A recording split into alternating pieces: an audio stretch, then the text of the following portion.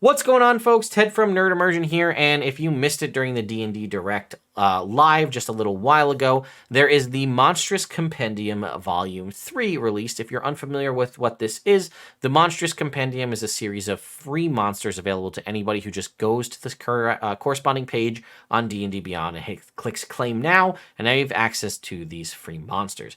Also, if you missed it, Minecraft is now going to have Dungeons and Dragons related content, and the Monstrous Compendium Volume 3 is called Minecraft Creatures. So if you've ever wanted to face a creeper in your D&D 5e campaign, well, guess what? You now have the concept and the ability to do so through an official crossover collaboration stat block available on D&D Beyond. Here it is over here on D&D Beyond. You can see it right here. We have this, the Monstrous Compendium Minecraft Creatures. So we have Blaze, Creeper, Ender Dragon, Enderman, and Wolf of the Overlord. It's pretty much standard across the board, what you'd expect from a Minecraft situation, and they range from anywhere from CR 1/4 all the way up to CR 19. So Blaze, right? Elemental beings congregate at the Nether Fortress. They float around a short distance above the ground. Blaze rods are a source of great energy that, when carefully crushed into powder, can be used to brew potions. Here we can see our Blaze art here in a sort of stylized D&D version of it. And this is a challenge rating 5 creature, an elemental. Resistance to bludgeoning, piercing, slashing from non-magic, immune to fire, immune to several conditions. And then here are its abilities. Blaze Rod. When it drops to 0 hit points, it disappears in a cloud of smoke and has a 50% chance of leaving behind a glowing rod worth 100 gold pieces. It sheds dim light in a 5-foot radius, and as an action, a creature can try to snap the rod, doing so with a successful DC 14 strength check.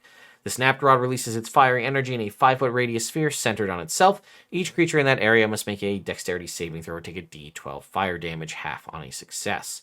And a creature that's within starts its turn within 5 feet of it takes a d6 fire damage. It gives off light, and it does take extra damage from water. It takes 1 cold damage for every 5 feet it moves in water. This is very similar to a standard fire elemental creature. It also has multi-attack, which makes 3 fiery doom attacks. For each for a d10 plus 3. This also has this new stat block since the Warden Canaan's Monsters of the Multiverse, where it can do ranged or melee attacks, which is kind of interesting. The target catches fire if it's a creature or flammable, which is interesting because that's just an auto catch fire, no saving throw. And until a creature takes an action to extinguish it, it takes a d6 fire damage at the end of each of its turns. Next up, we have a creeper here. We have both the external art as well as the sort of X-ray version of them. So they are challenge rating 1/2. They are monstrosities, immune to lightning damage and exhaustion. They can't take actions except for dash, disengage, hide, and search. And can't do any bonus actions or reactions. So we have the creeper head. When it drops to 0 hit points from a charged creeper's explosion, it dies and its head falls off. The creature's fallen head is hollow and can be worn as a mask with eyes and a mouth opening. So if you want to wear your creeper mask in Dungeons and Dragons, you have the opportunity to do so. Destruction. When it ends its turn within 10 feet of a humanoid that it can see, it stops moving and emits a hiss loud enough to be heard by creatures within 30 feet.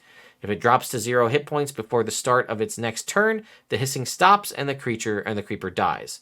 At the start of the creeper's turn, next turn, one of the following things happens. If there are no humanoids within 10 feet of the hissing creeper, it stops.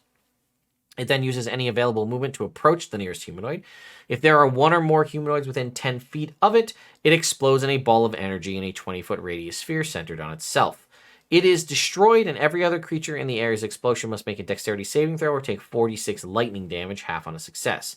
Increase this damage by 2d6 if the creeper is charged, which we'll talk about in a second. Objects in the area that aren't being worn or carried take 46 lightning damage or 66 if it's charged.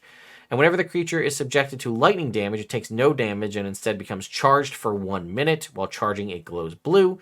And it is frightened. It gets the frightened condition whenever it starts its turn within 60 feet of a feline creature it can see. The condition lasts until the start of the creeper's next turn.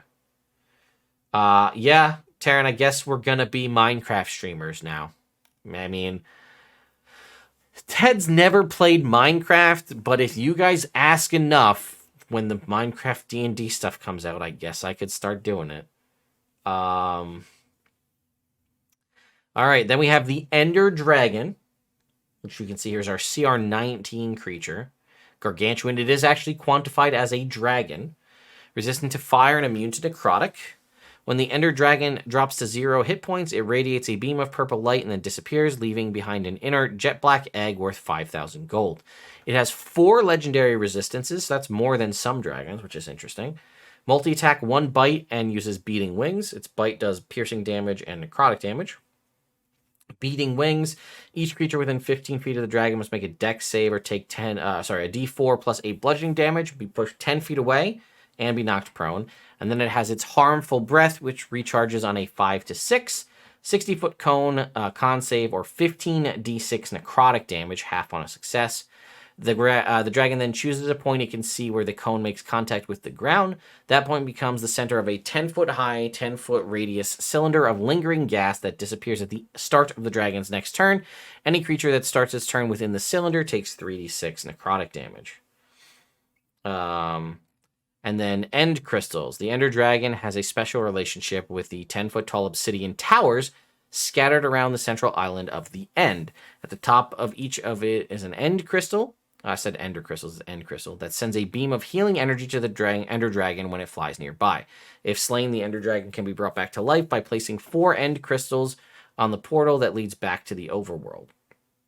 When the Ender Dragon ends its turn within 60 feet of an End Crystal, the crystal emits a healing beam that causes the dragon to regain 20 hit points. It can only benefit from this once per turn. And Crystal Statistics, an End Dragon is a large object that has an armor class of 11, 30 hit points, vulnerability to bludgeoning and thunder damage, resistance to piercing and slashing, and immunity to poison and psychic damage. When a crystal is destroyed, it explodes in a 20-foot radius sphere of destructive energy. Any creature in that area does take a DC 15 dex save or takes 66 force damage on a failed save, or half as much on a success. I'm going to go ahead and open that in another tab. And then we have the Enderman here. A couple different art objects there.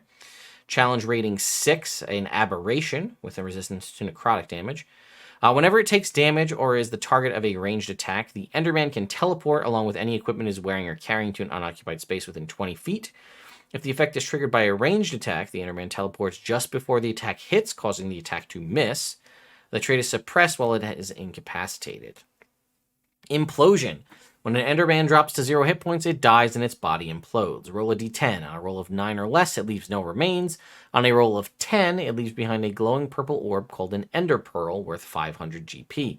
A creature can throw the pearl up to 60 feet. If the pearl lands in an unoccupied space big enough to contain the creature teleports to that space along with any equipment it is wearing or carrying, and the pearl disappears.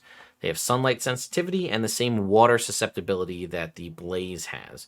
And then it has slam attacks for 2 of them with a multi-attack that do d8 plus 4 bludgeoning and 2d8 necrotic.